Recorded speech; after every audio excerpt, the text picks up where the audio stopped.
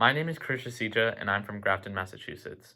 Our project is about the diagnosis of Alzheimer's disease, how it is diagnosed, and how doctors can make stronger predictions about it using deep learning.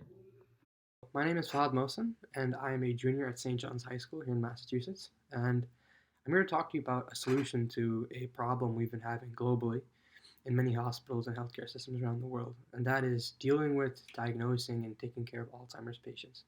So, this issue is one that I have a little bit of personal experience with, as some of my grandparents have dementia, and for them it's hard to get care and diagnoses because we're in a third world country.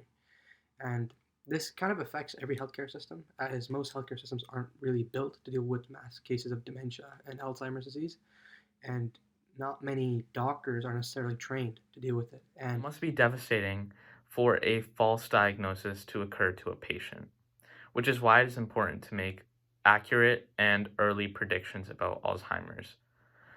So, to do that, we propose a deep learning model that can be implemented in hospitals. so, by again using this MRI scan, we can look at the neurodegenesis that's happening in the brain and possibly identify it beforehand, as computers can do that to a lot finer level than a human eye can. So, it's even more accurate in that sense. Research shows that using an algorithm to predict Alzheimer's disease is an effective method. Given that it predicts positive, 88% of patients will actually have a disease.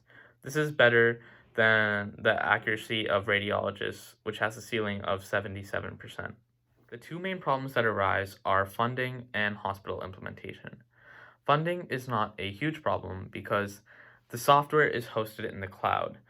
The most money is spent when the software is trained because it is computationally expensive.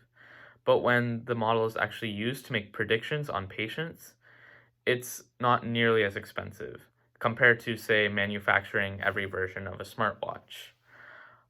The second problem, hospital implementation, is more of a psychological one, where now that we have this technology that can make predictions about patients, we need to bridge the gap between doctors and technology because giving a second opinion to doctors is going to help a lot in clearing any doubts or confusions they have about the patient. It's an intervention that will change the healthcare system because there will be technology that allows more confident predictions and perhaps predictions that doctors wouldn't have caught in early stages of Alzheimer's. So, using this kind of new modern technology, we really think we can address this problem and help a lot of people out there. Even during Corona time,